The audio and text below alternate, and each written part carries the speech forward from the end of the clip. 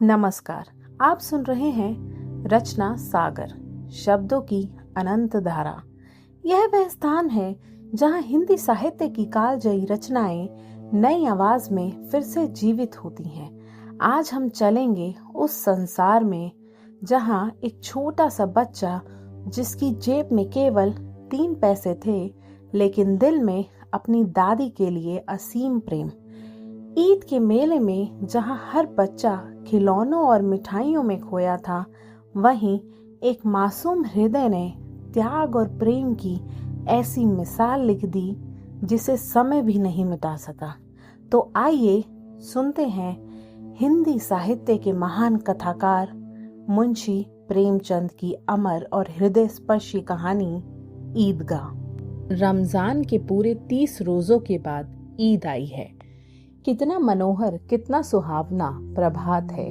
वृक्षों पर कुछ अजीब हरियाली है, खेतों में कुछ अजीब रौनक है, आसमान पर कुछ अजीब लालिमा है। आज का सूर्य देखो, कितना प्यारा, कितना शीतल है, मानो संसार को ईद की बधाई दे रहा है। गांव में कितनी हलचल है, ईदगाह जाने की तैयारियां हो रही हैं। किसी के कुर्ते में बटन नहीं, पड़ोस के घर से सुई धागा लेने दौड़ा जा रहा है। किसी के जूते कड़े हो गए हैं, उनमें तेल डालने के लिए तेली के घर भागा जाता है। जल्दी जल्दी बैलों को सानी पानी दे दे, ईदगाह से लौटते लौटते दोपहर हो जाएगा। 3 कोस पैदल रास्ता, फिर सैकड़ों आदमियों से मिलना भेंटना, दोपहर के पहले लौटना असंभव है। लड़के सबसे ज्यादा प्रसन्न हैं। किसी ने एक रोजा रखा है, वह भी दोपहर तक, किसी ने वह भी नहीं, लेकिन ईदगाह जाने की खुशी उनके हिस्से की चीज है। रोजे बड़े बूढ़ों के लिए होंगे, इनके लिए तो ईद है। रोज ईद का नाम रटते थे, आज वह आ गई। अब जल्दी पड़ी है कि लोग ईदगाह क्यों नहीं चलते। इन्हें गृहस्थी की चिंताओं से क्या प्रयोजन। सेवइयों के लिए दूध और शक्कर घर में है या नहीं, इनकी बला से ये तो सेवइयां खाएंगे। वह क्या जाने कि अब्बा जान क्यों बदहवास चौधरी कायम अली के घर दौड़े जा रहे हैं। उन्हें क्या खबर कि चौधरी आज आंखें बदल ले तो यह सारी ईद मुहर्रम हो जाए। उनकी अपनी जेबों में तो कुबेर का धन भरा हुआ है। बार बार जेब से अपना खजाना निकाल कर गिनते और खुश होकर फिर रख लेते। महमूद गिनता है, 1, 2, 10, 12। उसके पास 12 पैसे हैं। मोहसिन के पास 1, 2, 3, 8, 9, 15 पैसे हैं। इन्हीं अनगिनत पैसों में अनगिनती चीजें लाएंगे, खिलौने, मिठाइयाँ, बिगुल, गेंद और जाने क्या क्या। और सबसे ज्यादा प्रसन्न है हामिद। वह 4-5 साल का गरीब सूरत दुबला पतला लड़का, जिसका बाप गत वर्ष हैजे की भेंट हो गया और माँ न जाने क्यों पीली होती होती एक दिन मर गई। किसी को पता ना चला क्या बीमारी है, कहती तो कौन सुनने वाला था। दिल पर जो कुछ बीतती थी वह दिल में ही सहती थी, और जब ना सहा गया तो संसार से विदा हो गई। अब हामिद अपनी बूढ़ी दादी अमीना की गोद में सोता है और उतना ही प्रसन्न है। उसके अब्बा जान रुपए कमाने गए हैं, बहुत सी थैलियां लेकर आएंगे। अम्मी जान अल्लाह मियाँ के घर से उसके लिए बड़ी अच्छी अच्छी चीजें लाने गई हैं, इसलिए हामिद प्रसन्न है। आशा तो बड़ी चीज है, और फिर बच्चों की आशा, उनकी कल्पना तो राई का पर्वत बना लेती है। हामिद के पांव में जूते नहीं हैं, सिर पर एक पुरानी धुरानी टोपी है जिसका गोटा काला पड़ गया है। फिर भी वह प्रसन्न है। जब उसके अब्बा जान थैलियां और अम्मी जान नियामतें लेकर आएंगी तो वह दिल के अरमान निकाल लेगा। तब देखेगा महमूद, मोहसिन, नूरे और सम्मी कहाँ से उतने पैसे निकालेंगे। अभागिन अमीना अपनी कोठरी में बैठी रो रही है। आज ईद का दिन और उसके घर में दाना नहीं। आज आबिद होता तो क्या इसी तरह ईद आती और चली जाती। इस अंधकार में, निराशा में वह डूबी जा रही है। किसने बुलाया था इस निगोड़ी ईद को। इस घर में उसका काम नहीं, लेकिन हामिद, उसे किसी के मरने जीने से क्या मतलब है। उसके अंदर प्रकाश है और बाहर आशा। विपत्ति अपना सारा दलबल लेकर आए, हामिद की आनंद भरी चितवन उसका विध्वंस कर देगी। हामिद भीतर जाकर दादी से कहता है, तुम डरना नहीं अम्मा, मैं सबसे पहले आऊंगा। बिल्कुल न डरना। अमीना का दिल कचोट रहा है। गांव के बच्चे अपने अपने बाप के साथ जा रहे हैं। हामिद का बाप अमीना के सिवा और कौन है। उसे कैसे अकेले मेले जाने दे। उस भीड़ भाड़ में वो बच्चा कहीं खो जाए तो क्या हो। नहीं, अमीना उसे यूं न जाने देगी। नन्ही सी जान, 3 कोस चलेगा कैसे। पैर में छाले पड़ जाएंगे, जूते भी तो नहीं हैं। वह थोड़ी थोड़ी दूर पर उसे गोद ले लेगी, लेकिन यहाँ सेवैयां कौन पकाएगा। पैसे होते तो लौटते लौटते सब सामग्री जमा करके चटपट बना लेती। यहाँ तो घंटों चीजें जमा करते लगेंगे। मांगे ही का तो भरोसा ठहरा। उस दिन फहीमन के कपड़े सिले थे, 8 आने पैसे मिले थे। उस अठन्नी को ईमान की तरह बचाती चली आती थी इसी ईद के लिए। लेकिन कल ग्वालन सिर पर सवार हो गई तो क्या करती। हामिद के लिए कुछ नहीं है तो 2 पैसे का दूध जो चाहिए ही। अब तो कुल 2 आने पैसे बच रहे हैं। 3 पैसे हामिद की जेब में, 5 अमीना के बटुए में। यही तो बिसात है। ईद का त्योहार, अल्लाह ही बेड़ा पार लगाए। धोबन और नाइन और मेहतरानी और चूड़ी हारिन सभी तो आएंगी। सभी को सेवैयां चाहिए और थोड़ा किसी की आंखों नहीं लगता। किस किस से मुंह चुराएगी। और मुंह क्यों चुराए। साल भर का त्योहार है, जिंदगी खैरियत से रहे। उनकी तकदीर भी तो उसी के साथ है। बच्चे को खुदा सलामत रखे। दिन भी कट जाएंगे। गांव से मेला चला और बच्चों के साथ हामिद भी जा रहा था। कभी सब के सब दौड़कर आगे निकल जाते, फिर किसी पेड़ के नीचे खड़े होकर साथ वालों का इंतजार करते। यह लोग क्यों इतना धीरे धीरे चल रहे हैं। हामिद के पैरों में तो जैसे पर लग गए हैं। वह कभी थक सकता है। शहर का दामन आ गया है। सड़क के दोनों ओर अमीरों के बगीचे हैं। पक्की 4 दीवारी बनी हुई है। पेड़ों में आम और लीचियां लगी हुई हैं। कभी कभी कोई लड़का कंकड़ी उठाकर आम पर निशाना लगाता है। माली अंदर से गाली देता हुआ निकलता है। लड़के वहां से 1 फरलांग पर हैं, खूब हंस रहे हैं। माली को कैसा उल्लू बनाया। बड़ी बड़ी इमारतें आने लगी। यह अदालत है, यह कॉलेज है, यह क्लब घर है। इतने बड़े कॉलेज में कितने लड़ते पड़ते होंगे। सब लड़के नहीं हैं जी, बड़े बड़े आदमी हैं। सच, उनकी बड़ी बड़ी मूछें इतने बड़े हो गए हैं। अभी तक पढ़ने जाते हैं। ना जाने कब तक पढ़ेंगे और क्या करेंगे इतना पढ़कर। हामिद के मदरसे में 2-3 बड़े बड़े लड़के हैं, बिल्कुल 3 कौड़ी के। रोज मार खाते हैं, काम से जी चुराने वाले। इस जगह भी उसी तरह के लोग होंगे और क्या। क्लब घर में जादू होता है। सुना है यहाँ मुर्दे की खोपड़ियां दौड़ती हैं और बड़े बड़े तमाशे होते हैं, पर किसी को अंदर नहीं जाने देते। और यहाँ शाम को साहब लोग खेलते हैं। बड़े बड़े आदमी खेलते हैं। मूंछों दाढ़ी वाले और मेमे भी खेलती हैं। सच, हमारी अम्मा को वह दे दो, क्या नाम है, बैट, तो उसे पकड़ ही ना सके, घुमाते ही लुढ़क जाए। महमूद ने कहा, हमारी अम्मी जान का तो हाथ कांपने लगे। अल्लाह कसम, मोहसिन बोला, चलो। मनु आटा पीस डालती है, जरा सा बैट पकड़ लेगी तो हाथ कांपने लगेंगे। सैकड़ों घड़े पानी रोज निकालती है, 5 घड़े तो मेरी भैंस पी जाती है। किसी मेम को एक घड़ा पानी भरना पड़े तो आंखों तले अंधेरा आ जाए। महमूद, लेकिन दौड़ती तो नहीं, उछल कूद तो नहीं सकती। मोहसिन, हाँ उछल कूद नहीं सकती, लेकिन उस दिन मेरी गाय खुल गई थी और चौधरी के खेत में जा पड़ी थी तो अम्मा इतना तेज दौड़ी कि मैं उन्हें ना पा सका। सच। आगे चले। हलवाइयों की दुकान शुरू हुई। आज खूब सजी हुई थी। इतनी मिठाइयाँ कौन खाता है? देखो ना, एक एक दुकान पर मानो होंगी।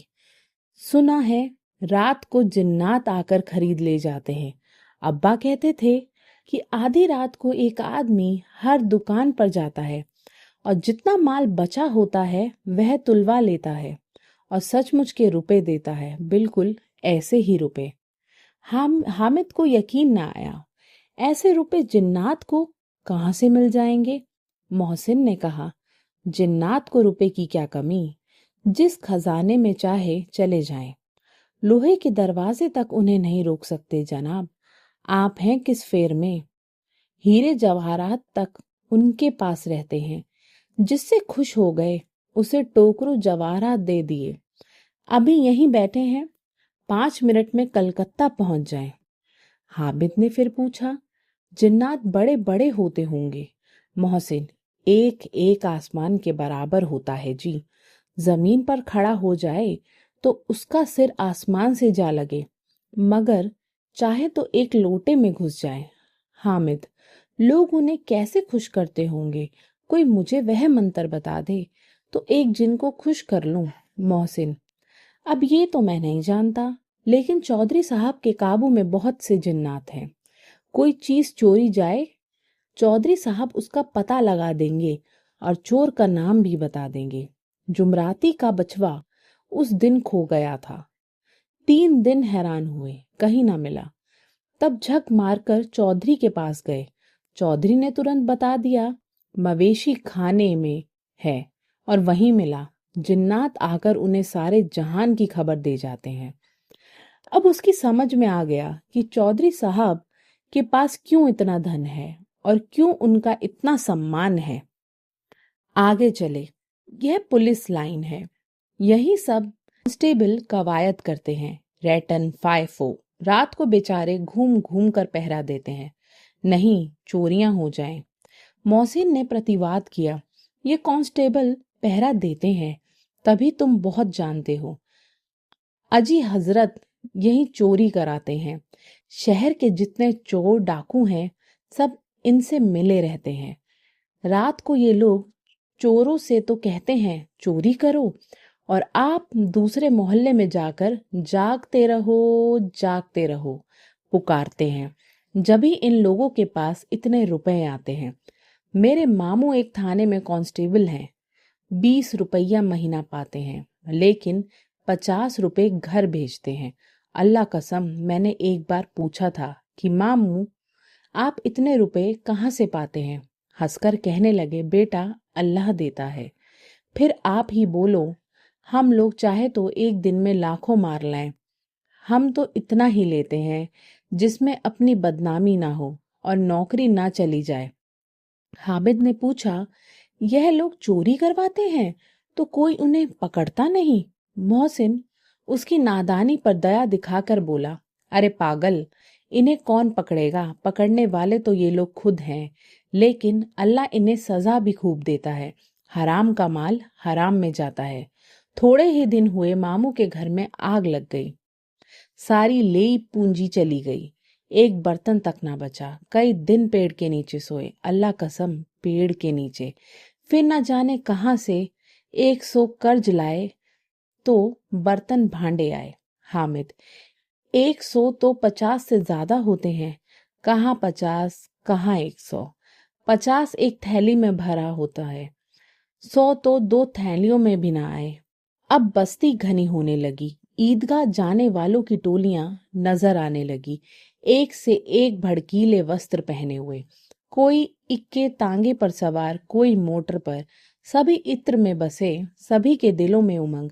ग्रामीणों का ये छोटा सा दल अपनी विपन्नता से बेखबर, संतोष और धैर्य में मगन चला जा रहा था। बच्चों के लिए नगर की सभी चीजें अनोखी थी। जिस चीज की ओर ताकते ताकते ही रह जाते और पीछे से बराबर हॉर्न की आवाज होने पर भी न चेतते। हामिद तो मोटर के नीचे जाते जाते बचा। सहसा ईदगाह नजर आया।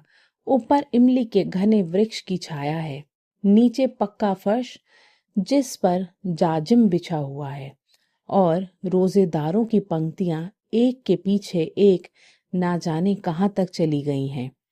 पक्की जगत के नीचे तक जहां जाजिम भी नहीं है, नए आने वाले आकर पीछे की कतार में खड़े हो जाते हैं। आगे जगह नहीं, यहाँ कोई धन और पद नहीं देखता। इस्लाम की निगाह में सब बराबर है। इन ग्रामीणों ने भी वजू किया, पिछली पंक्ति में खड़े हो गए। कितना सुंदर संचालन है, कितनी सुंदर व्यवस्था। लाखों सिर एक साथ सिजदे में झुक जाते हैं, फिर सबके सब एक साथ खड़े हो जाते हैं, एक साथ झुकते हैं और एक साथ घुटनों के बल बैठ जाते हैं। कई बार यही क्रिया होती है, जैसे बिजली की लाखों बत्तियां एक साथ प्रदीप्त हों और एक साथ बुझ जाएं। यही क्रम चलता रहे। कितना अपूर्व दृश्य था, जिसकी सामूहिक क्रियाएं, विस्तार और अनंतता हृदय को श्रद्धा, गर्व और आनंद से भर देती थी।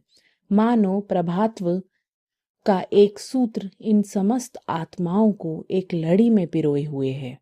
नमाज खत्म हो गई, लोग आपस में गले मिल रहे हैं। तब मिठाई और खिलौनों की दुकानों पर धावा होता है। ग्रामीणों का यह दल इस विषय में बालकों से कम उत्साही नहीं। यह देखो हिंडोला है, एक पैसा देकर चढ़ जाओ। कभी आसमान पर जाते हुए मालूम होंगे, कभी जमीन पर गिरते हुए। यह चरखी है, लकड़ी के हाथी, घोड़े, ऊंट छड़ों से लटके हुए। एक पैसा देकर बैठ जाओ, 25 चक्रों का मजा लो। महमूद और मोहसिन और नूरे और सम्मी इन घोड़ों और ऊँटों पर बैठते हैं। हामिद दूर खड़ा है, 3 ही पैसे तो उसके पास है। अपने कोष का 1/3 जरा सा चक्कर खाने के लिए नहीं दे सकता। सब चरखियों से उतरते हैं, सब खिलौने लेंगे। इधर दुकानों की कतार लगी हुई है, तरह तरह के खिलौने हैं। सिपाही और गुजरिया, राजा और वकील, भिश्ती और धोबिन और साधु। वाह, कितने सुंदर खिलौने हैं। अब बोला ही चाहते हैं। महमूद सिपाही लेता है, खाकी वर्दी और लाल पगड़ी वाला, कंधे पर बंदूक रखे हुए। मालूम होता है कभी कवायद किए चले आ रहा है।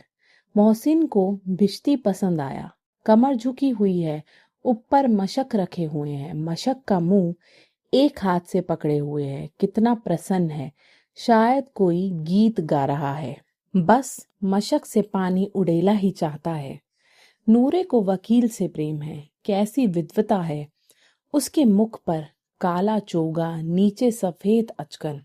अचकन के सामने की जेब में घड़ी, सुनहरी जंजीर, एक हाथ में कानून का पोथा लिए हुए। मालूम होता है किसी अदालत में जिरह या बहस किए चले आ रहा है।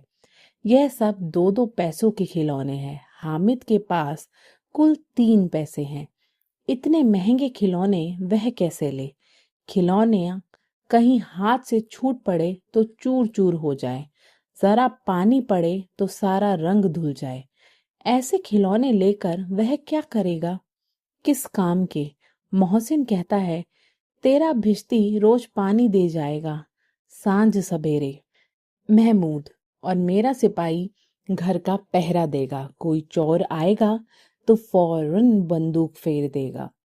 नूरे, और मेरा वकील खूब मुकदमा लड़ेगा। सम्मी, और मेरी धोबिन रोज कपड़े धोएगी। हामिद खिलौनों की निंदा करता है, मिट्टी ही के तो हैं, गिरे तो चकनाचूर हो जाए। लेकिन ललचाई हुई आंखों से खिलौनों को देख रहा है और चाहता है कि जरा देर के लिए उन्हें हाथ में ले सकता। उसके हाथ अनायास ही लपकते हैं, लेकिन लड़के इतने त्यागी नहीं होते, विशेषकर जब अभी नया शौक है। हामिद ललचाता रह जाता है। खिलौने के बाद मिठाइयाँ आती हैं। किसी ने रेवड़ियाँ ली, किसी ने गुलाब जामुन, किसी ने सोन हलवा।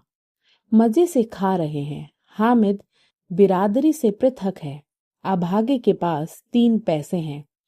क्यों नहीं कुछ लेकर खाता? ललचाई आंखों से सबकी ओर देखता है। मोहसिन कहता है, हामिद रेवड़ी ले जा, कितनी खुशबूदार है। हामिद को संदेह हुआ, ये केवल क्रूर विनोद है। मोहसिन इतना उदार नहीं, लेकिन यह जानकर वह उसके पास जाता है। मोहसिन दोनों से एक रेवड़ी निकालकर हामिद की ओर बढ़ाता है। हामिद हाथ फैलाता है। मोहसिन रेवड़ी अपने मुंह में रख लेता है। महमूद, नूरे, सम्मी खूब तालियां बजा बजा कर हंसते हैं। हामिद खिसिया जाता है। मोहसिन, अच्छा अब की बार जरूर देंगे हामिद, अल्लाह कसम ले जा। हामिद, रखे रहो, क्या मेरे पास पैसे नहीं हैं? सम्मी, 3 ही तो पैसे हैं, 3 पैसे में क्या क्या लोगे? महमूद, हमसे गुलाब जामुन ले जा हामिद। मोहसिन बदमाश है। हामिद, मिठाई कौन बड़ी नेमत है, किताब में इसकी कितनी बुराइयां लिखी हैं।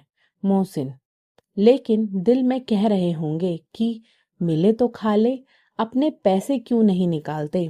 महमूद, हम समझते हैं इसकी चालाकी, जब हमारे सारे पैसे खर्च हो जाएंगे तो हमें ललचा ललचा कर खाएगा। मिठाइयों के बाद कुछ दुकानें लोहे की चीजों की, कुछ गिल्लट और कुछ नकली गहनों की। लड़कों के लिए यहाँ कोई आकर्षण ना था। वह सब आगे बढ़ जाते हैं। हामिद लोहे की दुकान पर रुक जाता है। कई चिमटे रखे हुए थे। उसे ख्याल आया, दादी के पास चिमटा नहीं है। तवे से रोटियां उतारती है तो हाथ जल जाता है। अगर वह चिमटा ले जाकर दादी को दे दे तो वह कितनी प्रसन्न होगी। फिर उनकी उंगलियां कभी ना जलेगी। घर में एक काम की चीज हो जाएगी। खिलौने से क्या फायदा, व्यर्थ में पैसे खराब होते हैं। जरा देर ही तो खुशी होती है, फिर तो खिलौनों का कोई आंख उठाकर नहीं देखता। या तो घर पहुंचते पहुंचते टूट फूट कर बराबर हो जाएंगे। चिमटा कितने काम की चीज है। रोटियां तवे से उतार लो, चूल्हे में सेक लो। कोई आग मांगने आए तो चटपट चूल्हे से आग निकाल कर उसे दे दो। अम्मा बेचारी को कहाँ फुर्सत है कि बाजार आए, और इतने पैसे ही कहाँ मिलते हैं। रोज हाथ जला लेती है।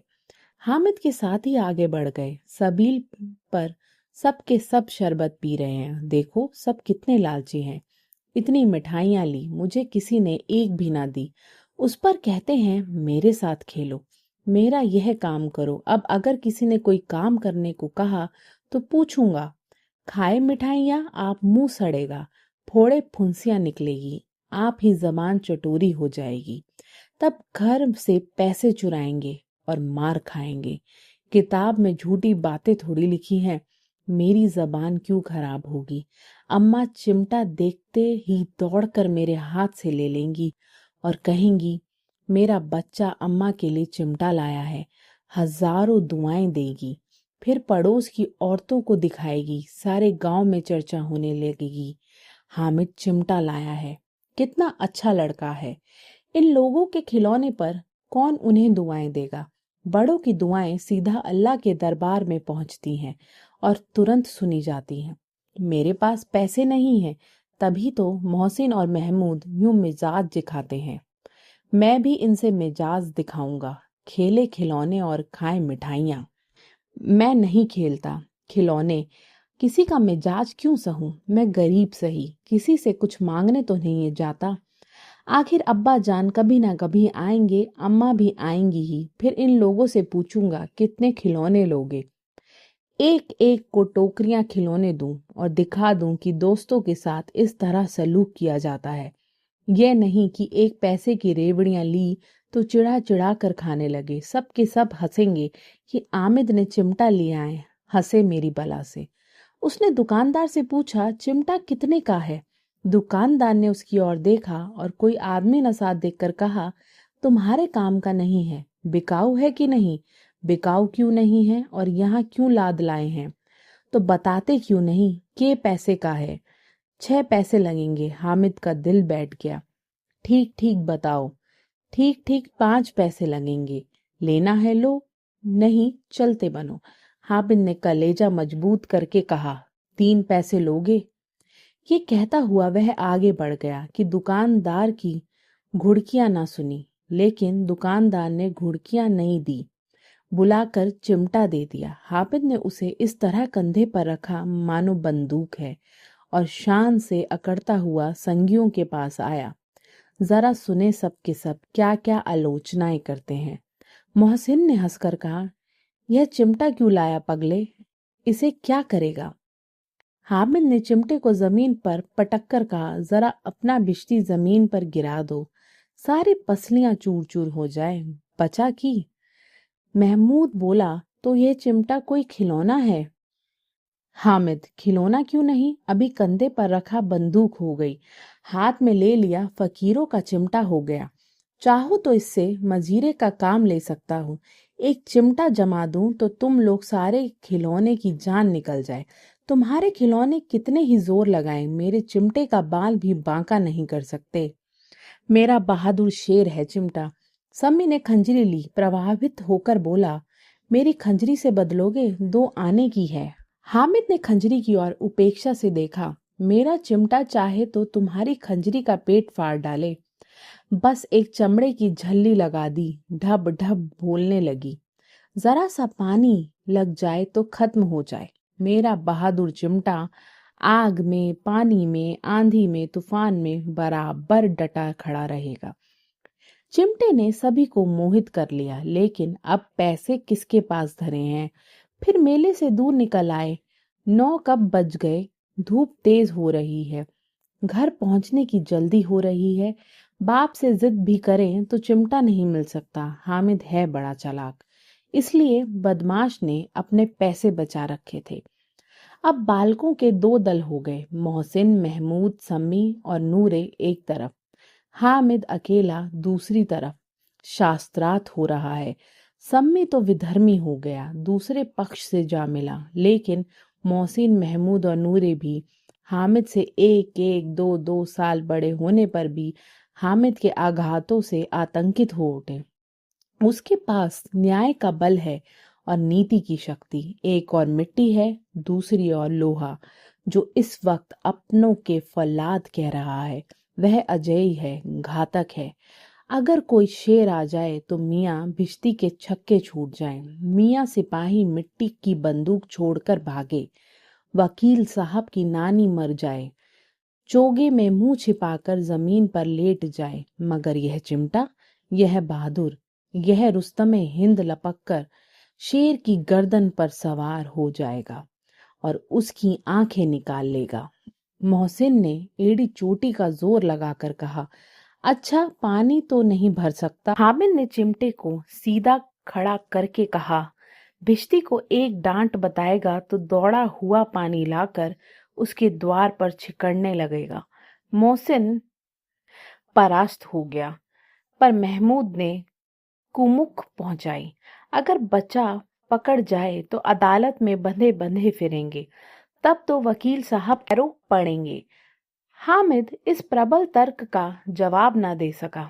उसने पूछा, हमें पकड़ने कौन आएगा? नूरे ने अकड़ कर कहा, यह सिपाही बंदूक वाला। हामिद ने मुंह चिढ़ा कर कहा, यह बेचारे, हम बहादुर रुस्तमे हिंद को पकड़ेंगे। अच्छा लाओ, अभी जरा कुश्ती हो जाए, इसकी सूरत देखकर दूर से भागेंगे, पकड़ेंगे क्या बेचारे। मोहसिन को एक नई चोट सूझी, तुम्हारे चिमटे का मुंह रोज आग में जलेगा।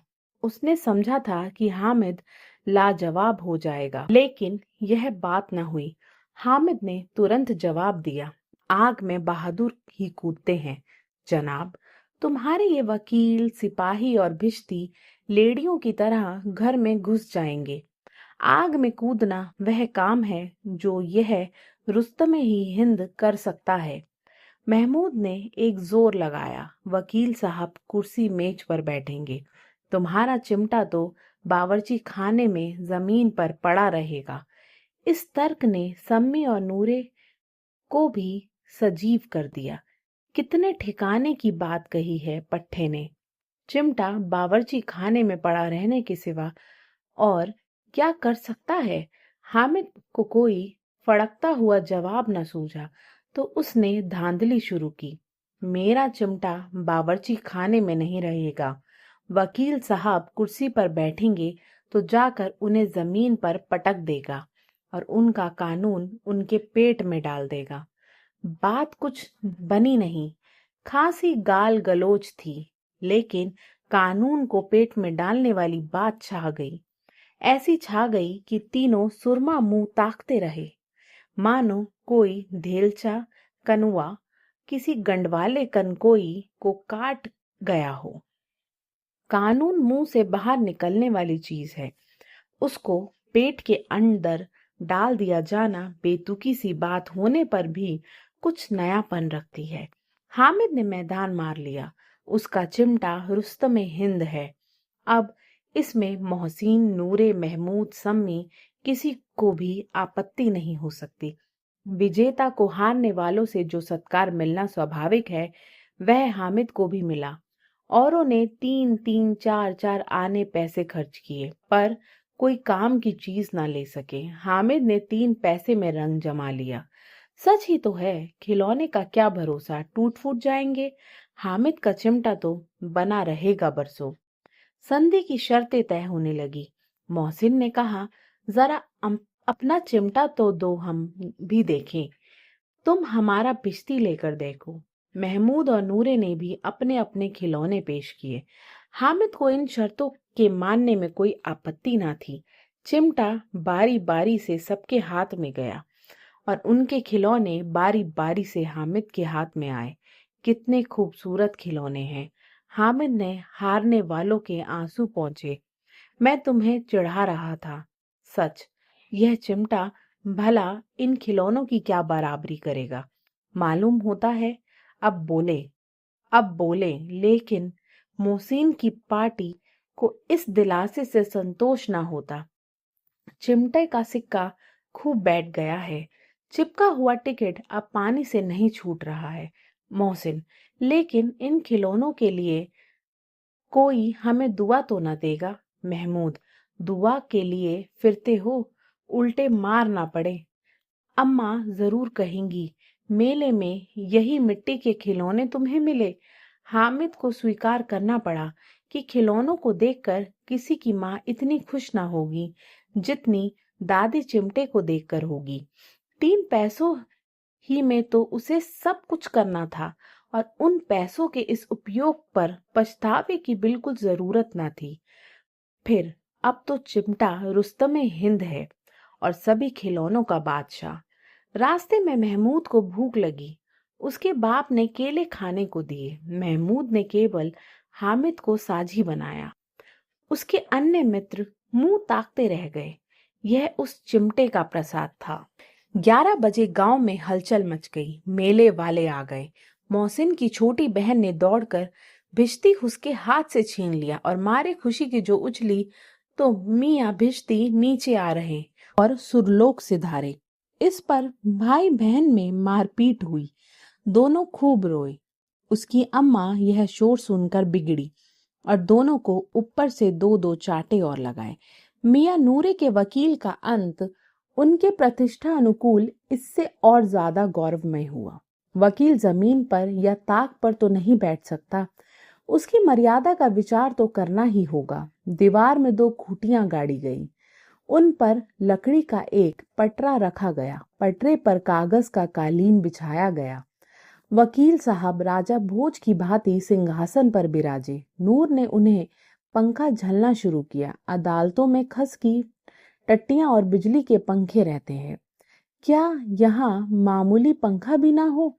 कानून की गर्मी दिमाग पर चढ़ जाएगी कि नहीं? बांस का पंखा आया और नूरे हवा करने लगी। मालूम नहीं पंखे की हवा से या पंखे की चोट से वकील साहब स्वर्ग लोक से मृत्यु लोक में आ रहे हैं और उनका माटी का चोला माटी में मिल गया। फिर बड़े जोर शोर से मातम हुआ और वकील साहब की अस्थि घूर पर डाल दी गई। अब रहा महमूद का सिपाही। उसे चटपट गांव का पहरा देने का चार्ज मिला। लेकिन पुलिस का सिपाही कोई साधारण व्यक्ति तो नहीं जो अपने पैरों चले। वह पालकी पर चलेगा। एक टोकरी आई, उसमें कुछ लाल रंग के फटे पुराने चिथड़े बिछाए गए, जिसमें सिपाही साहब आराम से लेटे। नूरे ने यह टोकरी उठाई और अपने द्वार का चक्कर लगाने लगे। उनके दोनों छोटे भाई सिपाही की तरफ से छोने वाले जागते रहो पुकारते चलते हैं, मगर रात तो अंधेरी होनी चाहिए। महमूद को ठोकर लग जाती है। टोकरी उसके हाथ से छूटकर गिर पड़ती है और मियाँ सिपाही अपनी बंदूक लिए जमीन पर आ जाते हैं और उनकी एक टांग में विकार आ जाता है। महमूद को आज ज्ञात हुआ कि वह अच्छा डॉक्टर है। उसको ऐसा मरहम मिल गया है जिससे वह टूटी टांग को आनन फानन जोड़ सकता है। केवल गुलर का दूध चाहिए। गुलर का दूध आता है, टांग जोड़ दी जाती है। लेकिन सिपाही को ज्यों ही खड़ा किया जाता है, टांग जवाब दे देती है। शल्य क्रिया असफल हुई। तब उसकी दूसरी टांग भी तोड़ दी जाती है। अब कम से कम एक जगह आराम से बैठ तो सकता है। एक टांग से तो ना चल सकता था, ना बैठ सकता था। अब सिपाही सन्यासी हो गया है। अपनी जगह पर बैठा बैठा पहरा देता है। कभी कभी देवता भी बन जाता है। उसके सिर का झालरदार साफा खुरच दिया गया। अब उसका जितना रूपांतर चाहो कर सकते हो। कभी कभी तो उससे बाट का काम भी लिया जाता है।